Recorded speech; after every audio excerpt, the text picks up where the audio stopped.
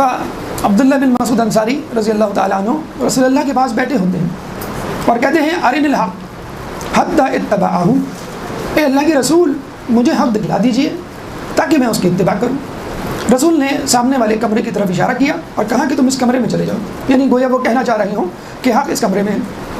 جب آپ اندر داخل ہوتے ہیں تو پتہ چلتا ہے وہاں امیر المومنین نماز پڑھ رہے ہیں۔ نماز پڑھنے کے بعد وہ اپنے ہاتھوں کو بلند کرتے ہیں دعا کے لیے اور کہتے ہیں کہ اللہ تجھے محمد کا واسطہ میرے خطا کار شیعوں کو بخش دے۔ جب یہ سن کے عبداللہ بن مسعود باہر نکلتے ہیں تو دیکھتے ہیں کہ رسول اللہ اپنی جگہ پر کھڑے ہوئے نماز پڑھ رہے ہیں، اور نماز پڑھنے کے بعد اپنے ہاتھوں کو بلند کرتے ہیں اور کہتے ہیں اے اللہ تجھے علی کا واسطہ میری گناہ گار امت کو بخش دے۔ اب یہ سن کر عبداللہ بن مسعود بے ہوش ہو جاتے ہیں، رسول ان کو ہوش میں لاتے ہیں۔ کفرن بعد الایمان، اے عبداللہ بن مسعود کیا تم ایمان لانے کے بعد کافر ہوئے جاتے ہو؟ عبداللہ بن مسعود کہتے ہیں کہ مجھے سمجھ نہیں آ رہا، علی آپ کا واسطہ دے رہے ہیں اور آپ علی کا واسطہ دے رہے ہیں۔ تو رسول اللہ نے کہا کہ دیکھو ہم لوگ اس کائنات کو تخلیق کرنے سے 2000 سال پہلے پیدا کیے گئے اور ہم نے اللہ کی عبادت کی۔ اللہ نے سب سے پہلے میرے نور کو پیدا کیا اور اس نور کو شق کیا، اور اس کے بعد اس نور سے زمین و آسمان بنائے، چنانچہ میں زمین و آسمان سے افضل ہوں۔ اس کے بعد اللہ تعالیٰ نے علی کے نور کو شق کیا اور پھر علی کے نور سے اور کرسی پیدا کی، چنانچہ علی کا مقام و مرتبہ عرش اور کرسی سے زیادہ افضل ہے۔ پھر اس کے بعد امام حسن علیہ السلام کے نور کو پیدا کیا اور اس نور کو شق کرنے کے بعد اس نور سے لوح و قلم کو پیدا کیا، چنانچہ حسن لوح و قلم سے زیادہ افضل ہے۔ اس کے بعد حسین کے نور کو پیدا کیا، اس نور کو شق کیا، اس نور سے جنت اور حور العین کو پیدا کیا، چنانچہ حسین جنت اور حور العین سے افضل ہے۔ جب حسین کے نور سے جنت جو کہ حسن کی انتہا ہے پیدا کیا جائے تو خود حسین کی انتہا کیا ہوگی۔ اس کے بعد ہم دیکھتے ہیں کہ پوری کائنات میں اندھیرا چھا جاتا ہے، فرشتے پریشان ہو جاتے ہیں کہ ہم نے اتنا زیادہ اندھیرا اپنی زندگی میں کبھی نہیں دیکھا، خدا را اس میں روشنی کرتا تاکہ ہم چیزوں کو دیکھنے کے قابل ہوں۔ اللہ تعالیٰ نے ایک نور کو پیدا کیا، اس میں روح کو ملایا اور پھر اس نور اور روح کے مجموعے کو، مغلوبے کو لے کر اس سے اللہ تعالیٰ نے روشنی کو پیدا کیا، جس سے یہ پوری کائنات روشن ہوئی اور آج تک روشن ہے۔ تو یہ وہ پنجتن ہے کہ جن کے نوروں کو، جن کے انوار کو اللہ تعالیٰ نے حقیقی طور پہ اس دنیا کو تخلیق کرنے سے 2000 سال پہلے پیدا کر دیا تھا، اور یہ اس وقت سے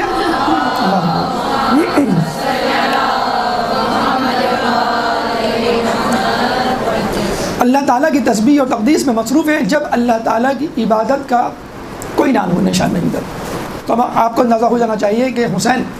کی پیدائش، حسین کی ولادت پہ تذکرہ تو بہت دور کی بات، ہمیں یہ دیکھنا چاہیے کہ کیا کیا چیزیں حسین سے پیدا ہوں، کیونکہ حسین سے پیدا ہونے والی چیز جنت، اور جنت میں موجود نعمتیں ہوں تو خود حسین کا مرتبہ مقام کیا ہوگا۔ جنت جو ایک عام مومن کے لیے منزل ہے اور وہ منزل خود حسین سے پیدا شدہ ہو۔ رسول نے فرمایا کہ ان الحسین ابن علی فی السماء اکبر منہ فی الارضین، کہ حسین کا مرتبہ مقام آسمانوں میں زمین کی بنسبت کہیں زیادہ بلند مقام ہے، اور واقعی ہم یہ دیکھتے ہیں کہ آپ کی ولادت کا جشن آسمانوں پر زیادہ بہترین طریقے سے اور جسے کہتے ہیں کہ پرجوش طریقے سے منایا گیا بنسبت زمین کے۔ اللہ تعالیٰ اس سلسلے میں 4 قسم کے فرشتوں کو متحرک کرتا ہے اور ان پر حکم جاری کرتا ہے۔ پہلے قسم کے فرشتے وہ جن کو ہم مسئول فرشتے کہہ سکتے ہیں، یعنی وہ فرشتے جن کے اوپر کچھ ذمہ داریاں ہیں، جنت، دوزخی اور دیگر۔ پھر اس کے بعد دوسرے قسم کے فرشتے مقرب فرشتے، یعنی جو اللہ سے قریب ہیں اور تمام فرشتوں سے افضل ہیں، جیسے جبرائیل علیہ السلام ہیں، اسرافیل علیہ السلام ہیں، میکائیل علیہ السلام ہیں۔ پھر اس کے بعد تیسرے قسم کے فرشتے معتوب فرشتے، کہ اللہ تعالیٰ نے ان کو سزا دی تھی ترک اولا یا خطا یا لغزش کی بنیاد پر، اور انہوں نے اس جشن سے، اس ولادت سے کیسے استفادہ کیا، اس کا تذکرہ ابھی آپ کے سامنے آئے گا۔ پھر اس کے بعد متفرق یا مؤخر فرشتے جو حسین علیہ السلام کی ولادت کے بعد اس دنیا میں تشریف لائے۔ سب سے پہلے اللہ تعالیٰ مسئول فرشتوں کو حکم دیتا ہے، اور مسئول فرشتے میں سب سے پہلے جنت کے فرشتے، جنت کے داروغہ، جنت کا محافظ فرشتہ جس کا نام رضوان ہے، اس کو اللہ تعالیٰ حکم دیتا ہے کہ تم جنت کی تزئین و آرائش کرو، اور پھر کو حکم دیتا ہے کہ تم اپنا بناؤ سنگھار اور بڑھا دو، کیونکہ میرا حسین اس دنیا میں آنے والا ہے۔ اس کے بعد اللہ تعالیٰ دوزخ کے فرشتے مالک سے مخاطب ہوتا ہے اور کہتا ہے کہ تم جہنم کے شعلوں کو بجھا دو، ہمیں یہاں یہ پوچھنا چاہیے کہ اللہ کہ تو نے جنت کی تزئین و آرائش کا حکم دیا جو پہلے سے موجود تھی، تو جہنم کے شعلوں کی آنچ کو کم کر دیتا، مطلقاً بجھانا۔ اس کا مطلب ہے کہ اللہ تعالیٰ نہیں چاہتا تھا کہ حسین کی ولادت کے وقت جہنم کے شعلے بلند ہوں یا جہنم کا تذکرہ ہو، یعنی حسین کی شفاعت اتنی زیادہ بلند و بالا شفاعت ہے کہ کوئی شخص اگر خود سے چاہے منحرف ہو کہ تو جہنم میں چلا جائے، ورنہ حسین کی شفاعت پوری دنیا کے لوگوں کو کافی ہے جنت میں لے جانے کے لیے۔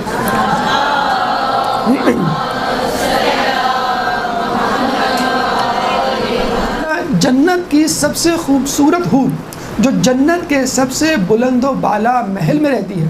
اس کو حکم دیا۔ کیا حکم دیا؟ ہونا تو یہی چاہیے کہ جس طرح باقی حوریں اور باقی جنت بن سنور رہی ہے تم بھی تزئین و آرائش کرو، نہیں، اس حور جس کا نام لایا تھا، لام عین یا الف حمزہ، لایا کو حکم دیا کہ تم فوراً اپنا محل چھوڑو اور زمین کی طرف پرواز کرو اور وہاں میرے حسین کی ولادت میں مدد کرو۔ چنانچہ لایا اپنا بلند و بالا مقام چھوڑ کر زمین کی طرف روانہ ہو جاتی ہے۔ 3 مقرب فرشتوں کو اللہ حکم دیتا ہے کہ تم لوگ اپنے اپنے ساتھ 1,000 دستے فرشتوں کے لے جاؤ زمین کی طرف، جس میں جبرائیل علیہ السلام، اسرافیل علیہ السلام اور میکائیل علیہ السلام شامل ہوتے ہیں۔ تو تینوں کو 1,000 دستے یا قبیلے فرشتوں کے دیے گئے، اور ہر دستے میں یعنی ہر قبیلے میں 1,00,000 فرشتے موجود تھے۔ تو آپ جان سکتے ہیں کہ اتنی بڑی فوج آسمان سے زمین کی طرف رخ کر رہی۔ فرشتے یہ سوچ رہے تھے کہ کہیں دنیا میں قیامت تو نہ آ گئی، تباہ ہونے تو نہیں جا رہی دنیا۔ چنانچہ جب یہ فرشتے رخ کرتے ہیں زمین کا، تو ان کو ایک خاص قسم کے فرشتے جوائن کرتے ہیں، اور وہ فرشتے کہلاتے ہیں روحانیین۔ روحانیین کے بارے میں کہا جاتا ہے کہ ان کے ہاتھ میں نورانی تھال ہوں گے، اور وہ عام فرشتوں کی بنسبت زیادہ نورانی ہوں گے۔ وہ بھی ان فرشتوں کے ساتھ زمین کی طرف نزول کرتے ہیں۔ جب یہ زمین پر پہنچتے ہیں تو اللہ کے رسول کو خوشخبری دیتے ہیں، اور اس کے بعد معطوب فرشتے کہ جن کو کسی وجہ سے اللہ تعالیٰ نے سزا دے رکھی تھی، وہ ان فرشتوں سے ملاقات کرتے ہیں۔ سب سے پہلا فرشتہ، معطوب فرشتہ جس کو اللہ تعالیٰ نے سزا دی تھی، اس کا نام ہے سرسائل، سواد سے سرسائل۔ سرسائل نے جبرائیل کو کہا کہ تم لوگ کہاں سے آ رہے ہو؟ جبرائیل نے کہا کہ ہم حسین کی ولادت منا کے آ رہے ہیں۔ سرسائل نے کہا کہ تم دوبارہ جاؤ اور رسول سے یہ کہو کہ اللہ تعالیٰ نے مجھے معطوب کر دیا ہے اور سزا دے رکھی ہے، اپنی عبادت سے معطل کر دیا ہے۔ اگر ہمیں اللہ تعالیٰ کسی وجہ سے یہ کہہ دے کہ بھئی تم نماز روزہ آج سے نہ کرو، تو شاید ہم خوشی سے پھولے نہ سمجھیں کہ زحمت اور مشقت سے بچ گئے۔ وہاں فرشتہ پریشان ہے کہ مجھے عبادت سے محروم کر دیا گیا۔ اس کا گناہ کیا تھا؟ فقط یہ سوچ اس کے 70,000 پر تھے سرسائل کے، جس کے بارے میں کہا جاتا ہے کہ ایک پر سے لے کر دوسرے پر تک کا فاصلہ مشرق و مغرب کے فاصلے کے درمیان تھا۔ کہتے ہیں کہ جب یہ سرسائل یہ سوچ رہا تھا کہ کیا اللہ تعالیٰ کو سمندر میں موجود، اس کی تہہ میں موجود جاندار کا بھی علم ہے، اور کیا اللہ تعالیٰ کو اندھیری راہ میں موجود کسی چھوٹے سے جانور کا بھی علم ہے، کیونکہ کائنات تو بہت بڑی ہے۔ یعنی اس نے علم خدا پر شک کیا۔ بس اللہ تعالیٰ کو جب پتہ چلا تو اس نے فوری طور پر اس فرشتے سرسائل کی گرفت کی اور کہا آج سے تو عبادت سے معزول۔ چنانچہ سرسائل نے جب رسول کو پیغام پہنچایا کہ آپ اس مولود کے ذریعے سے میری شفاعت کا تقاضا کریں، میری شفاعت کروائیں، تو رسول اللہ نے حسین مولود کو اپنے ہاتھوں میں بلند کیا اور کہا اے اللہ، اگر اس مولود کی کوئی حیثیت، مقام و مرتبہ تیرے سامنے ہے تو سرسائل کو معاف کر دو، اور اللہ تعالیٰ فوراً سرسائل کو معاف کر دیتا ہے۔ اس کے بعد دوسرا فرشتہ جس کو ولادت حسین سے استفادہ ہوا، اس کا نام ہے دردائل۔ دردائل کے بارے میں کہا جاتا ہے کہ اس کے 16,000 پر تھے، اور ایک پر سے لے کر دوسرے پر تک کا فاصلہ مشرق و مغرب کے برابر۔ دردائل کا گناہ کیا تھا؟ اس کی لغزش، اس کی خطا کیا تھی؟ کہتے ہیں کہ اس نے ایک دفعہ یہ سوچا کیا اللہ تعالیٰ کے عرش سے اوپر بھی کوئی چیز ہے؟ اگر کوئی چیز ہے تو وہ کتنی بلند ہوگی کہ وہ اللہ کے عرش سے بھی بلند و بالا ہے۔ بس جب اللہ تعالیٰ نے دردائل کے ذہن میں آنے والے اس خیال، اس شک کو سنا، تو اللہ نے فوراً اس کو معطوب کیا، بلکہ معطوب کرنے سے پہلے اس کو 16,000 پر اور دیے کہ تو ان دگنے پروں کے ساتھ یعنی 32,000 پروں کے ساتھ پرواز کر اور یہ دیکھ میرا عرش کہاں تک ہے۔ چنانچہ وہ فرشتہ پرواز کرتا ہے اور کرتا چلا جاتا ہے، لیکن 50,000 سال تک پرواز کرنے کے باوجود وہ اللہ کے عرش کے پہلے ستون کو بھی عبور نہیں کر پاتا، تھک ہار کے گر جاتا ہے۔ تو اللہ تعالیٰ کہتا ہے کہ یاد رکھ، کسی بھی باعظمت شخص سے زیادہ میں باعظمت ہوں، اور میرے مکان کی کوئی قید نہیں، میرا کوئی مکان نہیں۔ تو اگر کوئی یہ کہے کہ اللہ کا عرش ہے تو اللہ وہاں رہتا ہوگا، اللہ کی کرسی ہے تو اس پہ بیٹھتا ہوگا، واسع کرسی السماوات والارض، اس کا مطلب کرسی نہیں بلکہ اقتدار۔ ہم قیامت کے دن ہم کسی طرف تو رخ کر کے گویا ہوں گے یا گفتگو کریں گے، تو اللہ تعالیٰ نے عرش بنا دیا۔ جب ہم نماز پڑھتے ہیں تو کسی چیز کی طرف نماز رخ کر کے پڑھتے ہیں کہ ہم چاہتے ہیں کہ ہمارا رخ اللہ کی طرف ہو، تو اللہ تعالیٰ نے بیت اللہ بنا دیا کہ گویا یہ میرا گھر ہے، سمجھو کہ میں اس میں ہوں اور تم میری طرف رخ کر کے مجھ سے بات کر رہے ہو۔ چنانچہ جب ہم دیکھتے ہیں کہ جب گفتگو کرتے ہیں تو اس شخص کی طرف دیکھا جاتا ہے، اور اگر ہم ادھر ادھر دیکھ رہے ہوں تو ہمارا دھیان نہیں ہوتا۔ تو اس کا مطلب یہ نہیں کہ بیت اللہ میں اللہ رہتا ہے، اللہ کے گھر کا مطلب یہ نہیں کہ اللہ رہتا ہے، ایک استعارہ، ایک تمثیل۔ تیسرا فرشتہ فطرس، جس کے بارے میں آپ سنتے آئے کہ اس کو بھی اللہ تعالیٰ نے ایک جزیرے میں معزول کر دیا، معطوف کر دیا، اس کا گناہ ان سب سے زیادہ تھا۔ کہتے ہیں کہ اللہ تعالیٰ نے جب ولایت علی کو فرشتوں کے سامنے پیش کیا تو فطرس نے انکار کر دیا، چنانچہ اللہ تعالیٰ نے اس کے بالوں پر توڑ کے اس کو جزیرے میں معزول کر دیا۔ کہتے ہیں کہ جب جبرائیل زمین کی طرف جا رہے تھے تو فطرس نے کہا خیریت، کیا قیامت آ گئی ہے؟ جبرائیل نے کہا نہیں، رسول کا بیٹا حسین ابن علی پیدا ہوا ہے اور ہم اس کے جشن کے لیے جا رہے ہیں اور رسول کو مبارکباد دینے کے لیے یہ قافلہ میرے ساتھ ہے۔ اس موقع سے فائدہ اٹھاتا ہے۔ آپ کو معلوم ہے جب بھی جشن یا کوئی اہم خوشی کا دن ہو تو حکومت اپنے ملک میں موجود قیدیوں کی سزا میں تخفیف کر دیتی ہے، بلکہ بعض لوگوں کی سزا تو معاف بھی کر دیتی ہے۔ چنانچہ فطرت اور دیگر فرشتوں نے یہ سوچا یہ بہترین موقع ہے، سرسائل اور دردائل کو سزا جسے کہتے ہیں کہ اسے معافی مل گئی تھی۔ فطرس نے کہا کہ مجھے بھی لے چلو تاکہ میں بھی رسول اللہ سے استدعا کروں۔ شاید اس نے ساتھ چلنے کا اندیہ اس لیے ظاہر کیا کہ اس کا گناہ سرسائل اور دردائل سے زیادہ تھا۔ ان دونوں نے فقط یہ کہا کہ آپ ہمارے لیے دعا کروا دیجئے گا، لیکن فطرس نے کہا کہ نہیں، ہمیں مجھے خود جانا ہے۔ چنانچہ جبرائیل نے فطرس کو اپنے پروں پہ بٹھا لیا تو جب سرسائل اور دردائل کے پر اتنے وسیع کے مشرق و مغرب تک پھیلے ہوئے تو خود جبرائیل کے پر،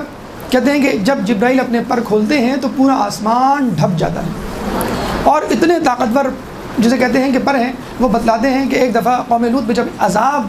ڈالا گیا، مجھے کہا گیا کہ ان کی بستی کو الٹ دو، تو میں نے ایک پر سے قوم لوط جس بستی میں رہتی تھی اس بستی کو اٹھایا آسمان تک اور پھر اس کو زمین پر پٹخ دیا اور وہ تمام بستی ہلاک ہو گئی۔ اتنے طاقتور پر جبرائیل علیہ السلام کے، لیکن اس کے باوجود کہتے ہیں کہ جنگ خیبر میں جب علی نے مرحب کو تلوار ماری اور مرحب دو ٹکڑے ہوا اور علی کی تلوار زمین تک پہنچی تو اللہ نے مجھے فوراً کہا کہ جبرائیل فوراً زمین تک پہنچو اور علی کی تلوار زمین تک لگنے سے پہلے اپنے پر بچھا دو، ورنہ علی کی تلوار اتنی غضبناک ہے کہ وہ زمین کو دو ٹکڑے کر دے گی۔ تو جبرائیل کہتے ہیں کہ مجھے وہ جو ضربت ذوالفقار پڑی وہ اتنی شدید تھی اور اس سے اتنی زیادہ شدید تکلیف ہوئی کہ اتنی تکلیف تو مجھے قوم لوط کی آبادی اور ان کے ٹکڑے کو آسمان تک اٹھانے میں تکلیف اتنی نہیں ہوئی۔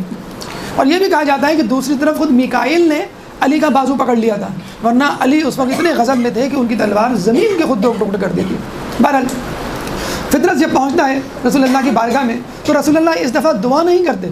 جس طرح سرسائل اور دردائل کے لیے کیا، غالباً اس کی وجہ یہی تھی کہ فطرت کا گناہ بڑا تھا۔ چنانچہ رسول اللہ نے فطرت کو یہ کہا کہ تم اپنے جسم کو حسین کے جھولے سے مس کرو۔ چنانچہ فطرت نے جب اپنے جسم کو فطرت کے حسین کے جھولے سے مس کیا تو طاقت و توانائی دوبارہ آ گئی، خون کا دوران بڑھ گیا اور ان کے بالوں پر دوبارہ آ گیا۔ غالباً یہاں پہ ایک سوال یہ پیدا ہوتا ہے کہ رسول یہ بھی تو کہہ سکتے تھے کہ تم حسین کے جسم سے اپنے جسم کو مس کرو، لیکن شاید وہ ہمارا خیال کرتے ہوئے کہ جب حسین اس دنیا سے چلے جائیں گے اور ان کا روزہ مبارک بنے گا اور ان کے چاہنے والے ان کی زیارت کو آئیں گے تو وہ اپنے جسم کو حسین کی زری سے مس کریں گے۔ تو جس طرح فطرت کے پر حسین کے جھولے سے مس کرنے پر واپس آ گئے اور اس کو نئی حیات مل گئی، اسی طرح حسین کا چاہنے والا جب حسین کی زری سے اپنے جسم کو مس کرے گا تو اس کے سارے گناہ دھل جائیں گے اور اس کو نئی حیات مل جائے گی۔